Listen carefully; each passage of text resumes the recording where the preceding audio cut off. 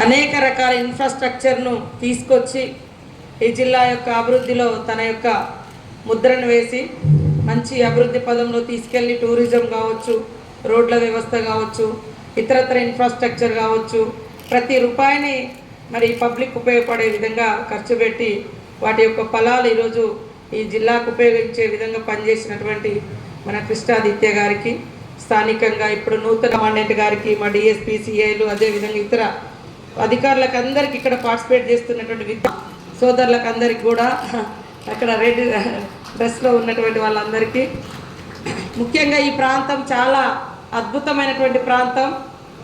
మరి మనకు లక్నవరం కానీ, అటు రామప్ప కానీ, ఇటు సమ్మక్క సార్లమ్మ కానీ, తర్వాత అడవి, ఈ రాష్ట్రంలోనే పెద్ద అడవి అంటే విస్తృతంగా ఎక్కువ ఎక్స్టెన్షన్లో ఉన్నటువంటి అడవి ములుగు నియోజకవర్గమే. కాబట్టి ఇంత మంచి వాతావరణం, అటువైపు 100 కిలోమీటర్స్ గోదావరి, అటు వెళ్తే బొగతా వాటర్ ఫాల్స్, ఇంకా లోపల ముత్యాల ద్వారా కానీ, లేకుంటే ఇక్కడ మన లక్ష్మీనరసింహస్వామి టెంపుల్, ఇట్లా ఒక అద్భుతమైనటువంటి లొకేషన్ల మధ్య మీరు ఈ ప్రాంతానికి వచ్చి మరి సేవ చేస్తున్నందుకు మీ అందరికీ కూడా హృదయపూర్వక శుభాకాంక్షలను తెలియజేస్తూ ఉన్నాము. ముఖ్యంగా ఈరోజు రాష్ట్ర వ్యాప్తంగా చేపట్టినటువంటి కార్యక్రమం పచ్చదనం స్వచ్ఛదనం. ఈ పచ్చదనం లేకుండా, స్వచ్ఛదనం లేకుండా ఎవరు కూడా ఆరోగ్యంగా ఉండరు. కాబట్టి ఎన్ని ధనాలు ఉన్నా మనకు కావాల్సింది ఫస్ట్ ఆర్థికంగా మనం బాగుండాలన్నా ఆరోగ్యం బాగుండాలి. ఆరోగ్యం బాగాలేకుండా ఎన్ని వేల కోట్లు ఉన్నా కూడా మనం కనీసం ఇప్పుడు చూస్తూ ఉన్నాం. ఒకప్పుడు మన ములుగు లాంటి ఏరియాలలో మన బ్యాక్వర్డ్ కమ్యూనిటీస్, ట్రైబల్స్ కావచ్చు, దళిత్స్ కావచ్చు, ఇంకా పేదలు కావచ్చు, తినేది మరి జొన్న రొట్టె, లేకుంటే అరకలు, సామలు, ఇట్లా అనేది మనం తినేది. కానీ ఈ తిండి ఇప్పుడు పెద్ద పెద్ద ఆసాములు తింటారు, అంటే పెద్ద ఉద్యోగులు, కోట్ల రూపాయలు ఉన్న వాళ్ళు తింటారు. ఇప్పుడు అది హోటల్కి వెళ్తే దానికి ఎంతో ఖర్చు పెట్టి కొనుక్కొని తింటున్నారు. ఒకప్పుడు ఇదే సమాజం ఏమనేది, అది వెనుకబడ్డ వాళ్ళు తినే తిండి, అనాగరికలో తిండి అనేది. కానీ అది ఎంత బలమైందో ఈ సొసైటీకి తెలిసేసరికి ఇంత టైం పట్టింది.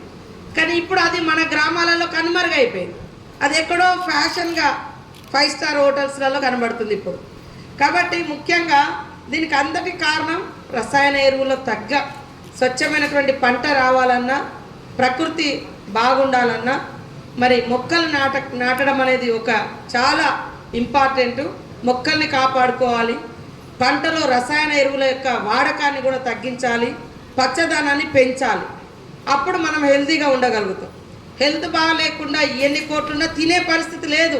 అందుకనే ఇవాళ తినలేనటువంటి పరిస్థితుల్లో మన ఆరోగ్యాన్ని బాగు చేసే తిండి ఏదంటే, ఒకప్పుడు మన గ్రామాలలో తిన్నటువంటి మరి జొన్న రొట్టెలు, కొర్రలు, సాములు, ఇవి ఇవాళ ఆరోగ్యాన్ని బాగు చేసి ఔషధంగా ఈనాటి సొసైటీ గుర్తించి తినే పరిస్థితి వచ్చింది.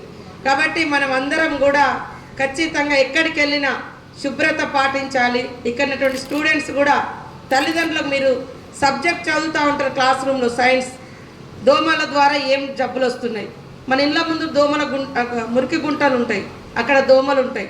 కానీ దోమ కుడితే ఏం కాదులే అనేటువంటిది ఒక ఆలోచన ఉంటుంది. కానీ డెంగ్యూ రావచ్చు, మలేరియా కావచ్చు, కలరా కావచ్చు, ఇట్లా రకరకాల జబ్బులు మన యొక్క పరిసరాలు శుభ్రంగా లేకపోవడం మూలంగా, క్లీన్గా లేకపోవడం మూలంగా వస్తున్నాయి. అందుకని ఇక్కడ చాలామంది ఇప్పుడు అధికారులు కూడా ఉన్నారు. ఎండ రాగానే ఇందాక కమాండెంట్ గారు చెప్పింది, ఇప్పుడు కొద్దిగా పచ్చగా ఉంది కాబట్టి, అంటే కూల్గా ఉంది మేడం ఈరోజు, లేకుంటే ఎండ కొడితే చాలా ఇబ్బంది అవుతుంది.